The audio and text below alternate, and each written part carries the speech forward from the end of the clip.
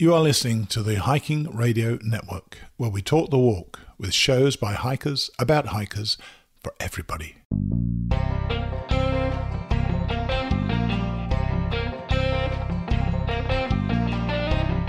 This is the Hammock Hangers Podcast, where we hang out and talk about everything from hammocks and hammock camping to the group hangs from around the country.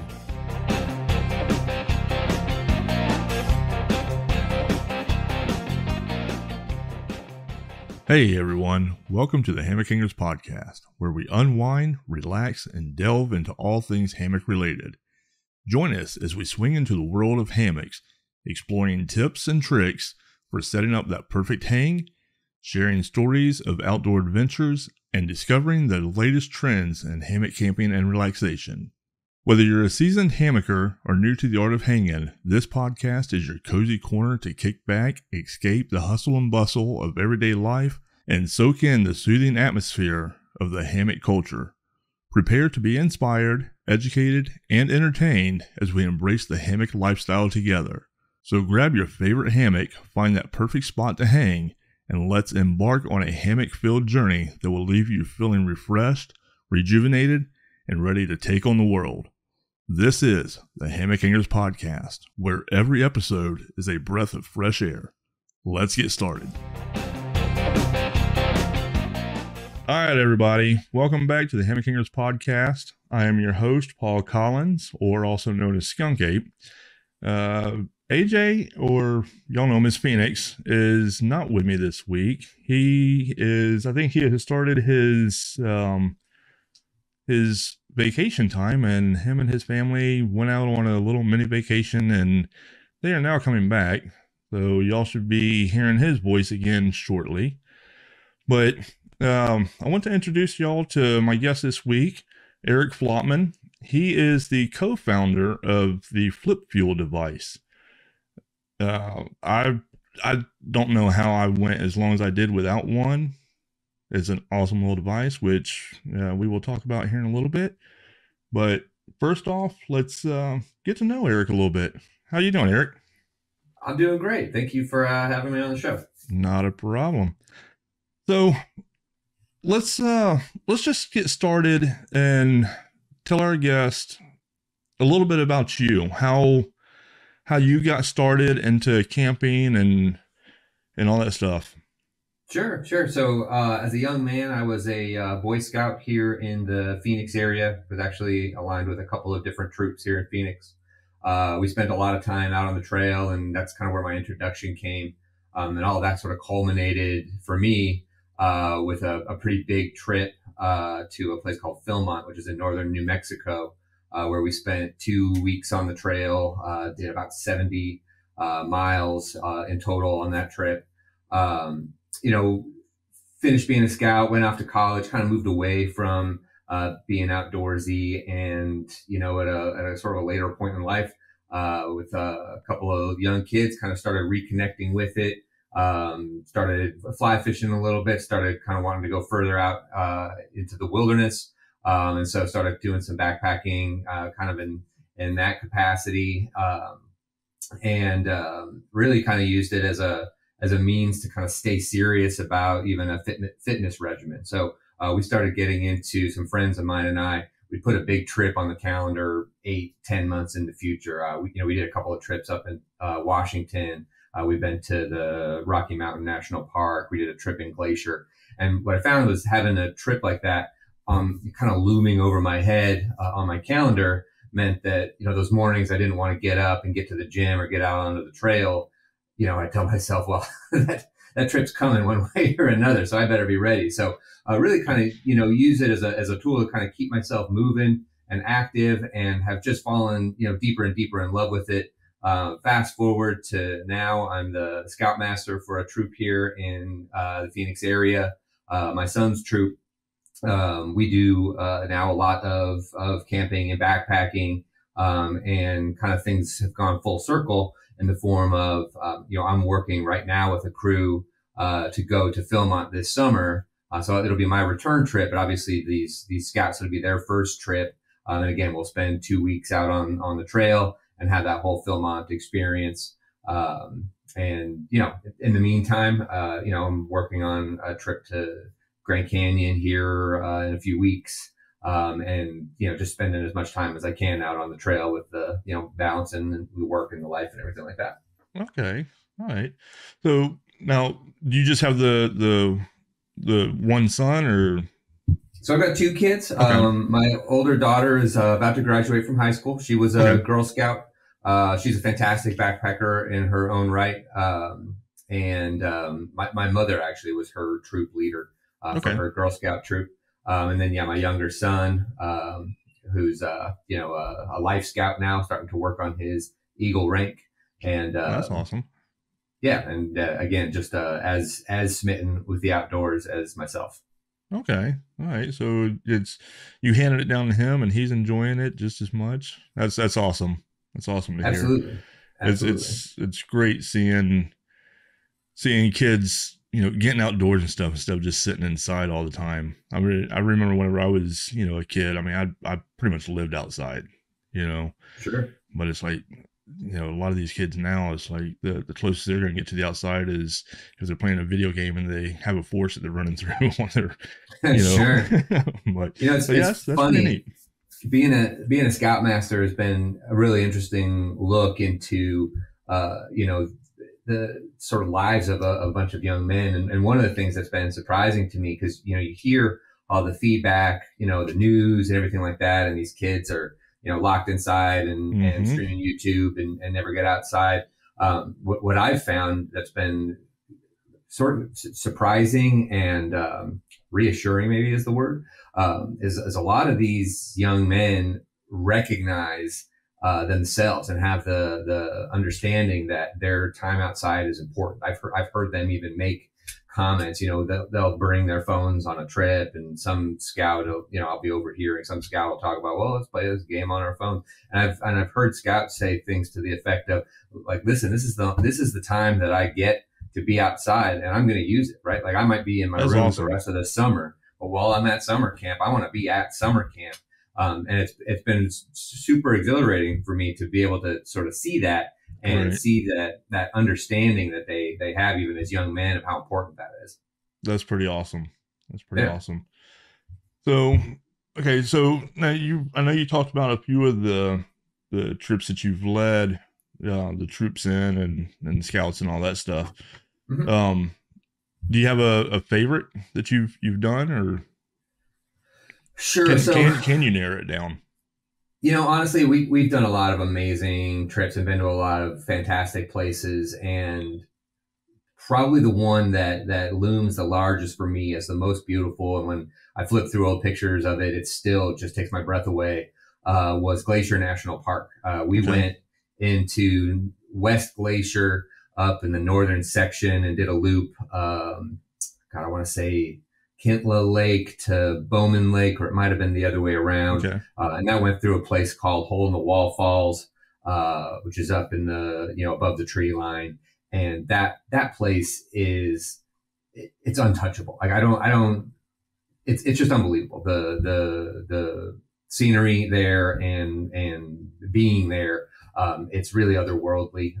Some part of that could very well be, that is in fact, grizzly bear country. And so, every minute that you're there, you're very aware that you're not necessarily at the top of the food chain. Right. You're on full-on bear protocol the whole time. But even looking back at photos of it, it's absolutely stunning and probably one of the places on the top of my list to go back to. We try not to do repeats, sure. But I would go back in a heartbeat and do that loop again, just because it really is incredible. Okay. I think last year, I think that's where AJ and his family went. I know they took a long trip, out west. I think Glacier is one of the places they stopped in. If I'm not mistaken, he talks about Glacier a lot and how pretty it is, and that he wants to go back. He said the way that he described it, it's like the totally untouched, just beautiful. It feels prehistoric even, right? Like it feels like when you're out on the trail, like you're on, ground that nobody's even walked on before. So it's really quite unbelievable. Yeah. That's pretty much what he described it. So you was talking about the grizzly bears and stuff like that. Does that, I mean, of course, here in Florida, we got the little, I mean, yeah, I call them little. They are little, the black bears. Sure. So out there with the grizzlies, how does it ever bother you, or not bother you, but kind of keep you on edge to where you don't really enjoy what you're, the hike or whatever, or do you pretty much get used to it? Kind of like we did, like we do here with the black bears and stuff. So we've got black bears here in Arizona, okay. And we don't see them very often, and they really are not a thing I worry about actively. The grizzlies in Glacier I was very worried about. As part of the trip, we checked in with a ranger at the ranger station on our way in. We were in shoulder season when we were going, so I want to say mid to late September. Okay. So definitely in the fall and risk of snow and all those things. And basically when we checked in with the ranger, they have us watch a video basically about how to manage the grizzly bear situation. There's a whole protocol where you stay only in named and prepared campsites. Okay. And when you show up at your campsite, the first place that you walk into, you drop pack. You take your food and all of your other smellables out of the pack. And then there's a structure there, a bar, like a crossbar that's there where you throw your bear bag rope over and you hang your bear bag and all of your smellables and secure all of that. And then and only then do you proceed to the area where you're going to be sleeping. So you never bring smellables, you never bring cook equipment of any kind into the place where your tents are, which is a good 50 to 100 feet, further down a little trail. Pitch your tent there and everything like that. And so we watch all of this video and everything like that to prepare us for that. And basically after the video, is over, the ranger's talking with us and we're telling him where our route is and everything like that. And he kind of laughs to himself and basically is like, oh yeah, it's going to get, pretty cold up there, and hole in the wall falls. There's a lot of bear activity up there. And that for me means that the rest of the drive from that ranger station to the trailhead, I'm looking at these mountains that are snow capped and there's still, obviously glaciers there. I'm convinced at this point that we are going to get, mauled by grizzly bears and then freeze to death in that order. But it's funny, like I get out onto the trail and you start hiking, and again, the bear protocol is about making your presence known. And so you call on these bears the whole time as you're moving. And the fear kind of falls away, like being out on the trail and putting one foot in front of the other. For me, I just sort of start living into it and I kind of fall into the rhythm of it a little bit. And I didn't find myself worried about bears really at any point on the trip. We saw bear sign everywhere. We didn't see any grizzlies, but we were very aware that they were there and that they were very close to us. We could see scratches, we could see droppings, we could see, all the digs, and all of those things. But never saw any bears. But yeah, once we're committed and in the trail and the moment is, unfolding in front of us, I felt like that fear kind of fell away. And we just live in the moment, Gotcha. Yeah. I was going to ask you if you've seen any, I mean, I've, most of the hiking and everything that I've done has actually all of the hiking and stuff that I've done has just been over here on the East Coast. I do want to get out west and, experience some of that, but I've just had it in my mind about the grizzlies and, it's like, okay, will I actually get any sleep if I go out there and I try and hike, but yeah, I do have to get out there at some point though. So yeah, definitely. So I did some reading actually before that trip. There's a guy that spent, years and years and years doing his own basically personal grizzly bear research in Glacier National Park and a little bit, I think, in Yosemite.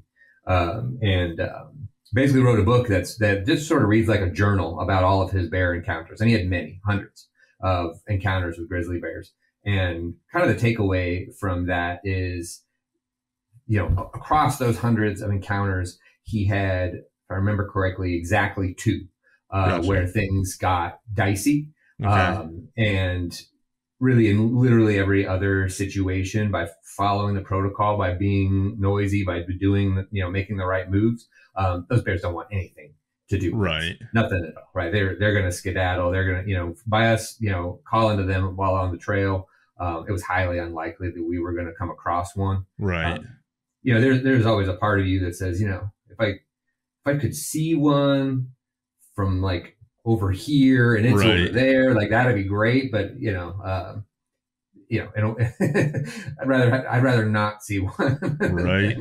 than I mean, I think it would be neat to see one, but like you said, from a distance, with a little bit of security and all that. Maybe like a lake between us would be great. Well, have you seen that video? I came across it on Instagram or YouTube or whatever. There's a guy, he's out filming. He's a nature photographer, and he's standing there at the like edge of a little lake area, creek or whatever, where this grizzly bear starts, just hauling butt towards him and stuff, and he just takes and he throws up his arms with the camera and runs towards the bear. It's like, I'm not sure about all that. That's the right move, right? Like that's a bluff charge, and you got to call his bluff. Is the last thing you want to do is run for it, right? Prey. Right. I mean, I could easily do that with a black bear, but something the size of a grizzly, I don't know. But, no, right? They have the presence of mind. I can't promise that I'd do the right thing. Right. So what are some other animals, odd animals, or kind of scary type animals or whatever? Have you seen any mountain lions or anything like that on any of your hikes while being out there? Or? We heard one in the middle of the night here in Arizona, out in a place called the Aravaipa Canyon, which is a pretty, out of the way area. It gets a lot of foot traffic, but they limit it pretty effectively.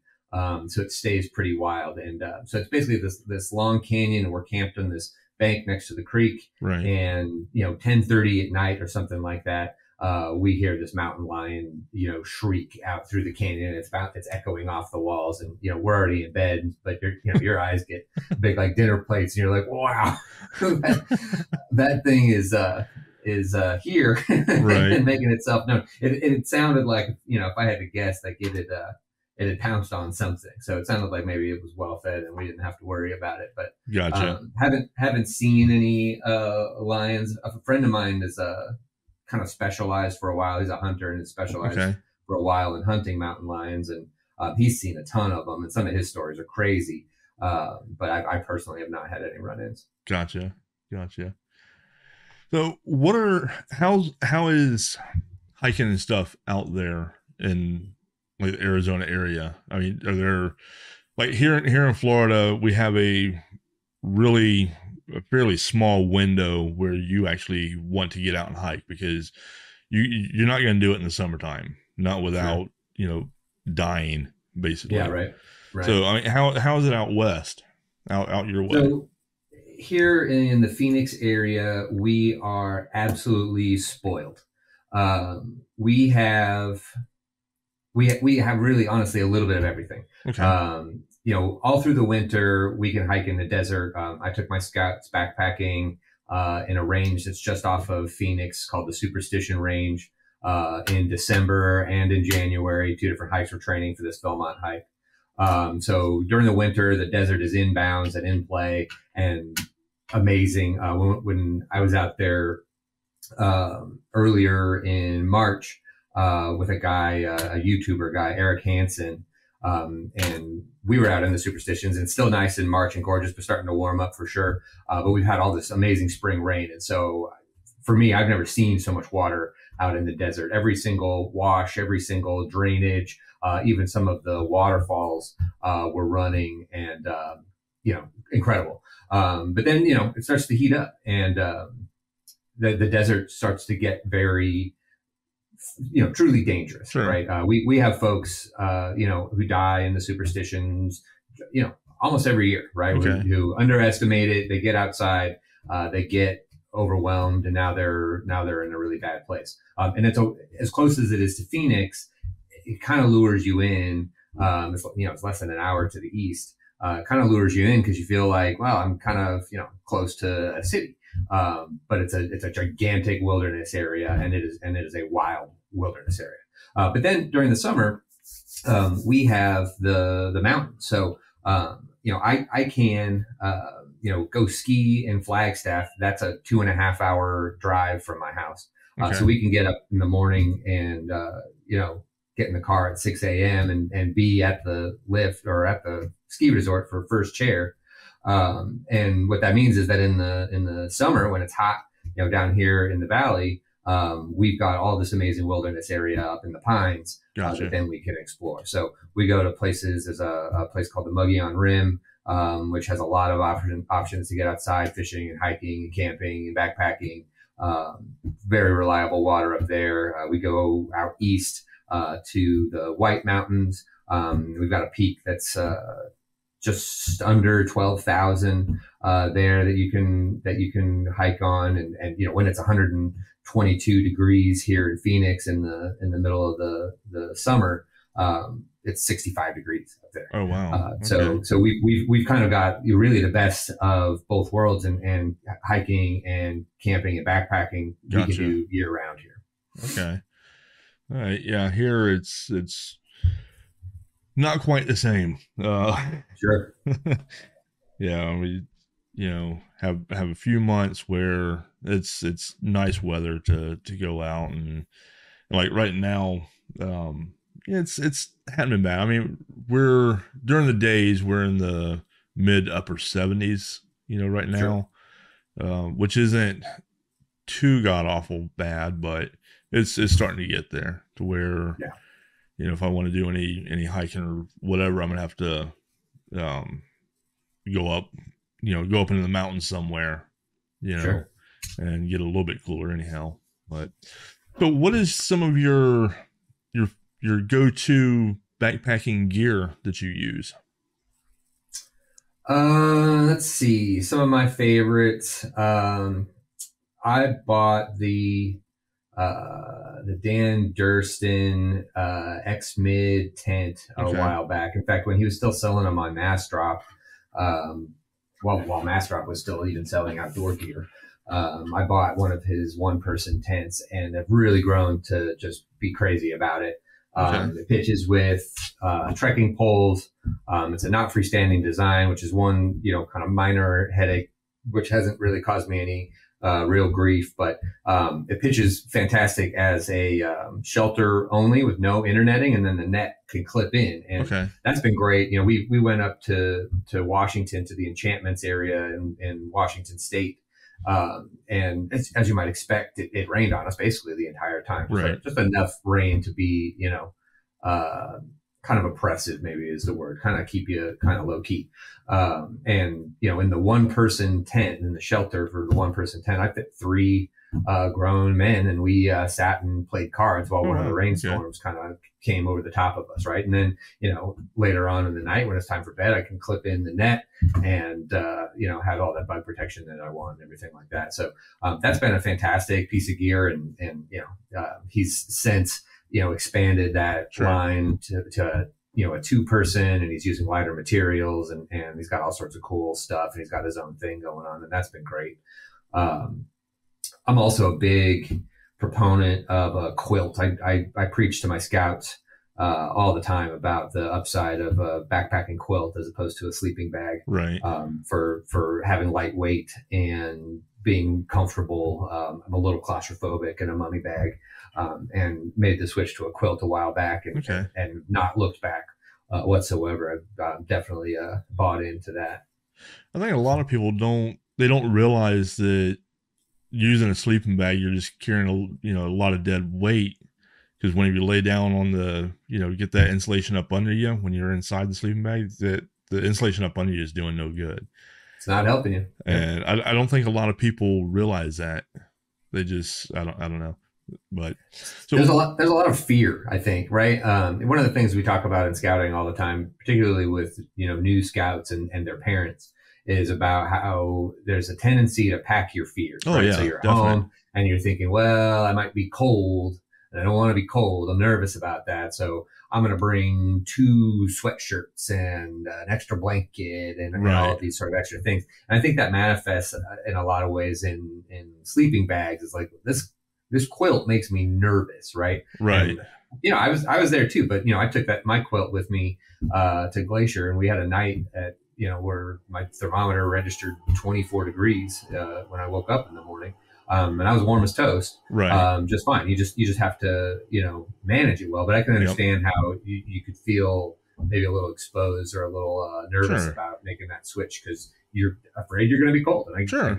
Yeah, I mean, I was whenever I'd done my through hike of the AT in 2012, I was the same way. I mean, I'm coming from Florida, and I knew I was going to be hiking through 3 seasons, starting off in the cold, and so I mean, I bought so much crap that I didn't even use, that I sent back. I mean, I think my pack whenever I first started my hike was probably every bit of 75 pounds.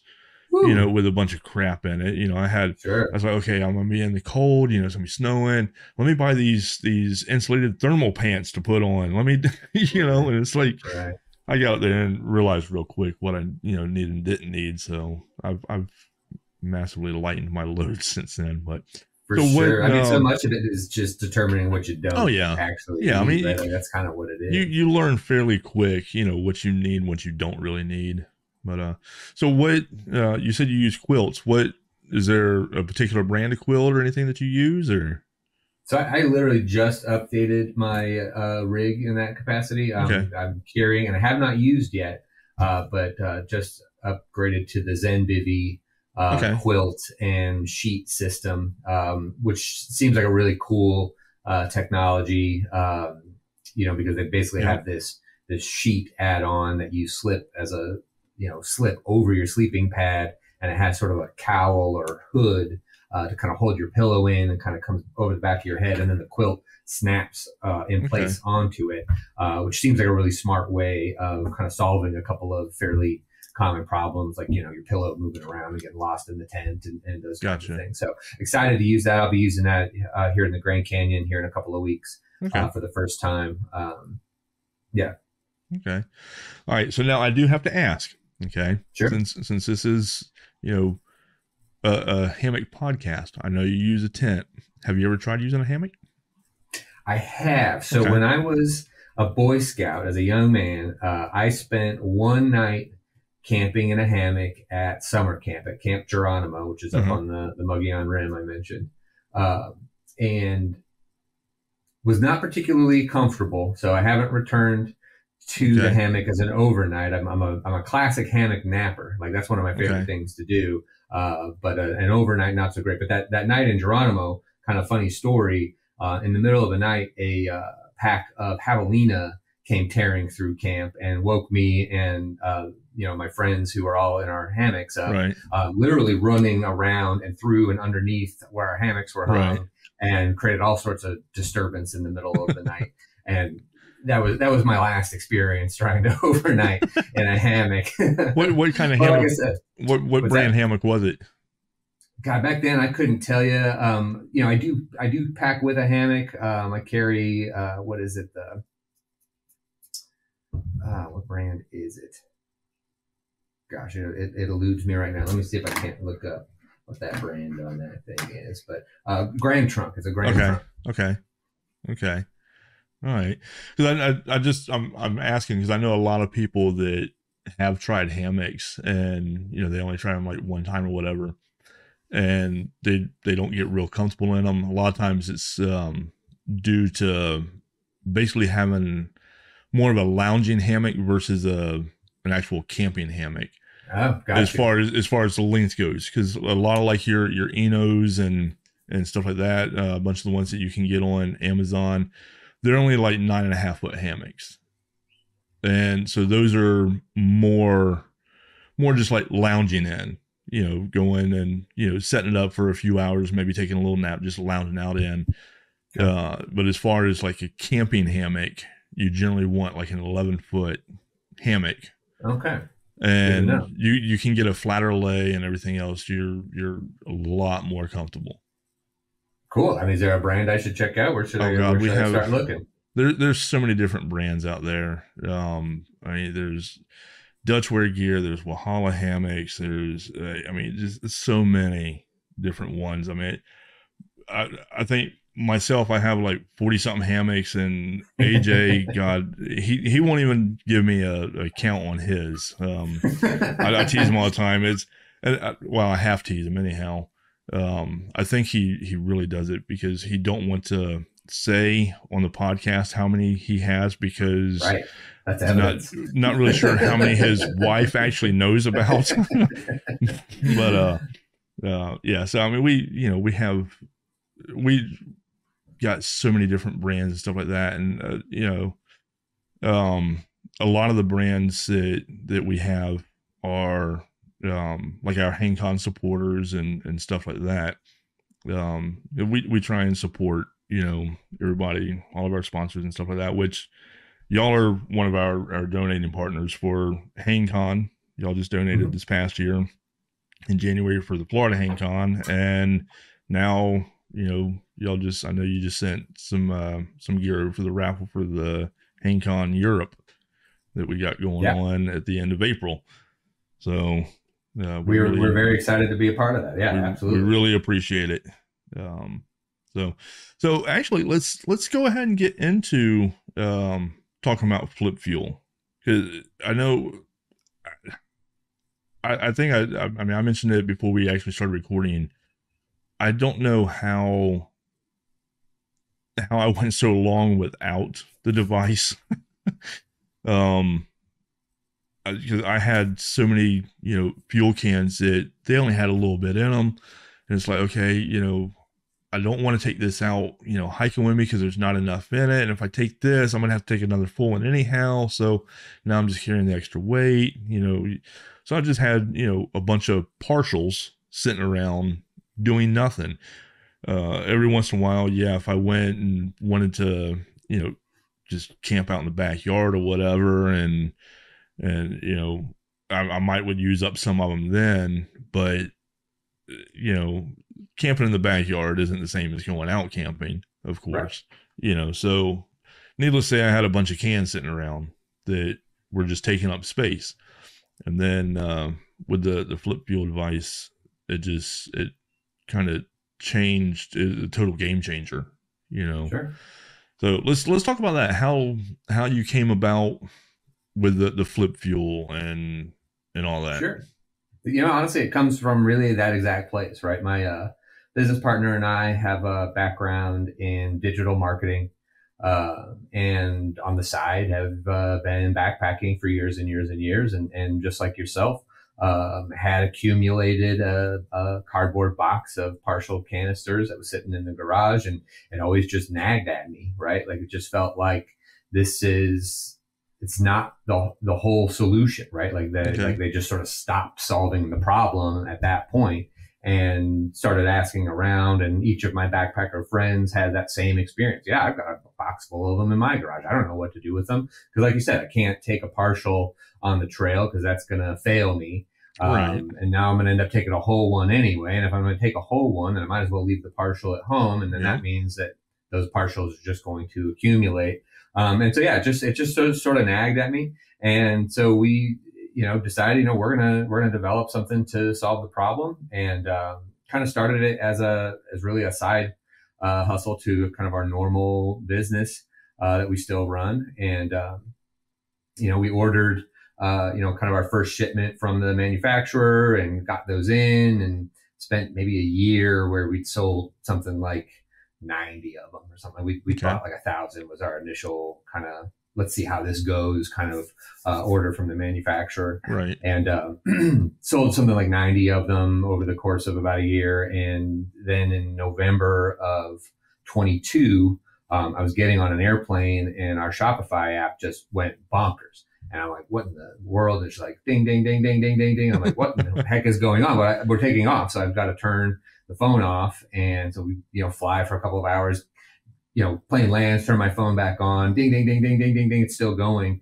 Come to find out that the lovely folks over at Gear Junkie had published an article about us, and it just totally popped us off. So we sold through every one of the ones that we still had in stock, oversold to the tune of a couple thousand units before we could even get more inventory in.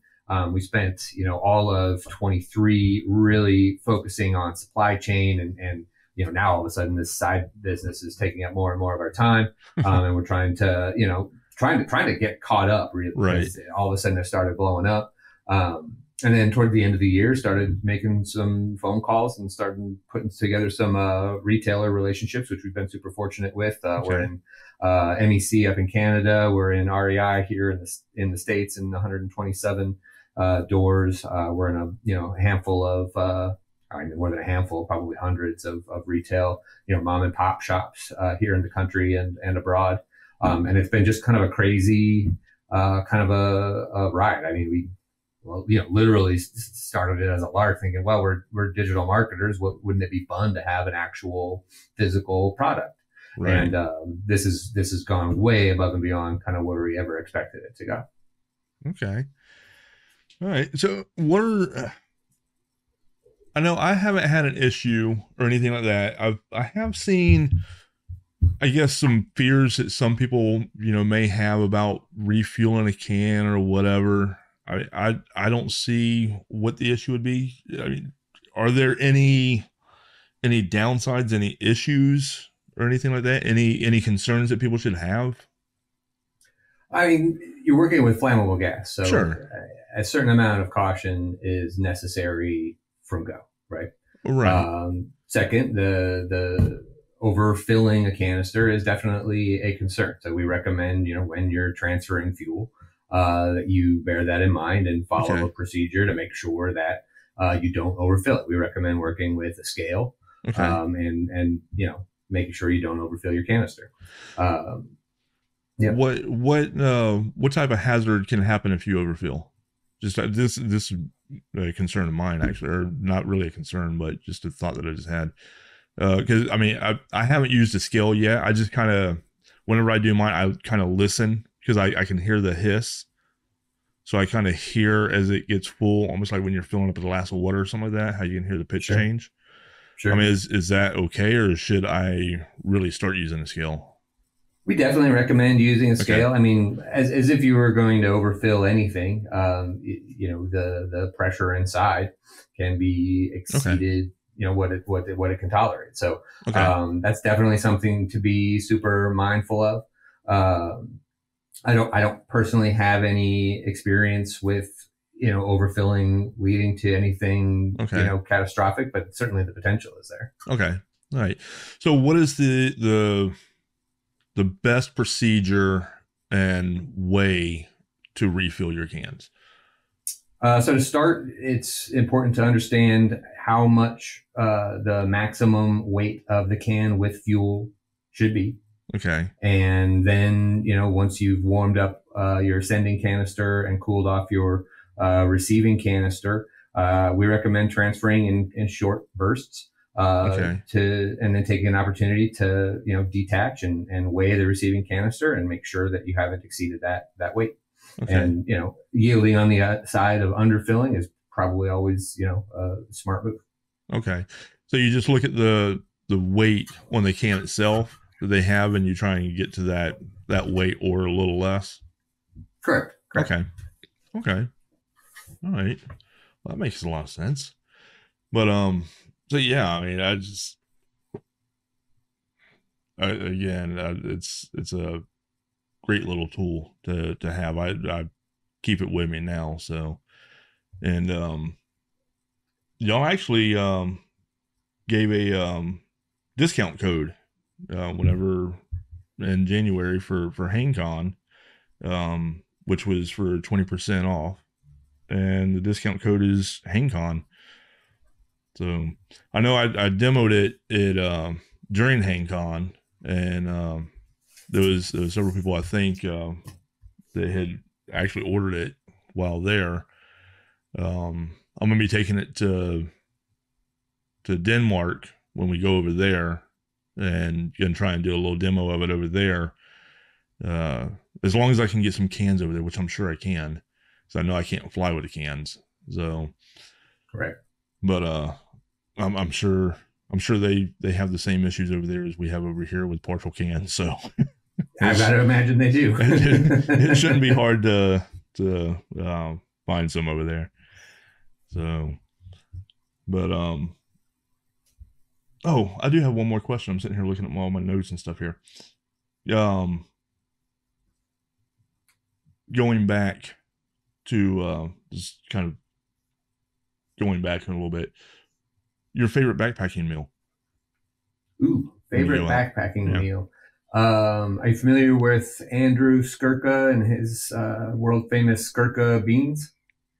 All right, so nope. Andrew Skurka leads guided trips here in the West, Yosemite, San Juan Mountains, things like that. And a while back, he posted a recipe that he uses on his guide trips, and it's instant rice, instant refried beans, a little bit of taco seasoning, Fritos, and cheese, and a bit of hot sauce. And he said, and I agree, that's the one meal that he serves to his clients that they ask for more of, and that they simply don't get tired of. And I could do 3 nights in a row with that as a dinner and not have any trouble with it.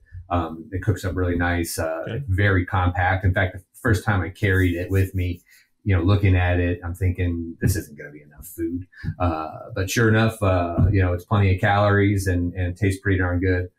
So that's a favorite. We do like, sometimes depending on where we're going, we do like to pull, stunts every once in a while where we'll actually cook something a little bit, crazy. So, we did one time, we made gnocchi actually out of, mashed potato or instant mashed potatoes. We rehydrated and mixed them with flour, made a dough and shaped it and boiled them and everything like that. In some cases we'll, pack out, we've even gone so far as to bring what we call a front pack. So like a backpack cooler that we'll wear on our front and bring in, food like full on raw meat and vegetables and grill and things like that. We like to go a little buck wild sometimes with our food out in the backcountry. Yeah. Yeah. We kind of do that sometimes too. More when we do car camping. Sure. We'll normally take like a flat top or something with us and have pizzas and stuff like that. But I think as far as backpacking, a lot of what I use is the Peak Refuel meals. Okay. Which are pretty good. I'm gonna have to try that one you just talked about, because that did sound pretty good with the Fritos and all that stuff in it. Because I love tacos anyhow, so that it's very edible. I'm a beans and rice guy myself, being from the Southwest and whatnot. I'm pretty easy to please with beans and rice. Yeah, and pretty much any concept. But we'll do on the trip we did to Rocky Mountain National Park a couple of years ago. I made a trail fried rice. So you can throw into your backpack a couple of very shelf stable items that really will help a meal pop off. So the fried rice, if I remember right, was some green onions, which hold up just fine for days in a backpack as long as it's not too hot. A little bit of sesame oil, dehydrated peas and carrots, instant rice, and then they've got the packaged. It's almost like a Slim Jim, but there's different brands of like packaged like meat snacks and things like that. Right. Where dice that up and kind of saute that and saute it with the whites from the green onions and a little bit of sesame oil. And I mean, even just right there, the Mountain House crowd, once they smell that sesame oil cooking, they're starting to look at you like, I think we could take him. And then you make up the rice and everything like that, and you can make a couple of small moves and not have to bring in the whole kitchen. Onions of any kind hold up pretty darn well. Proteins can be the tough part, but they've got packaged chicken now, and rehydrating beef jerky is a move. There's a couple of companies out there that are doing kind of elevated like tinned fish. If you wanted to go something kind of fancy. So like there's a company that makes a smoked rainbow trout that's unbelievable. Like it's so good. And so you could do a ton of different things, with that. And so there's just a lot of options for to get you, one step outside of the dehydrated meal area, and have, it's a little bit of cooking to do. Sure. It can be fun to kind of play around with that in camp and spend some time doing that. Right. Yeah, it's always good to have good meals, whether you're camping or at home. But all right. Do you got any questions or anything that you want to add? Tell everybody. No, for me, we've kind of covered it. I mean, yeah, it's been great chatting with you. All right. Yeah.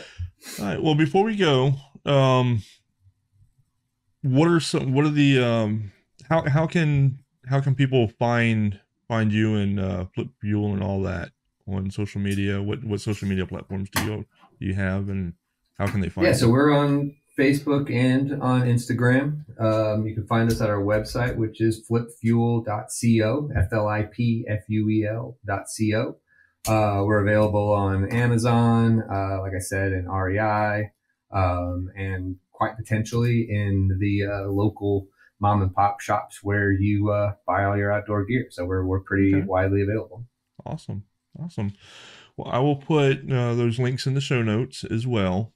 I just wanted people to hear it as well, just in case some of the listeners don't see the show notes or whatever with whatever platform they're listening on. But I will have all those in the show notes, and I do encourage anybody that does any bit of hiking and camping and uses the little isobutane camp fuels to check out FlipFuel, because I'm sure you have a lot of half-used cans sitting around too, and it's a total game changer.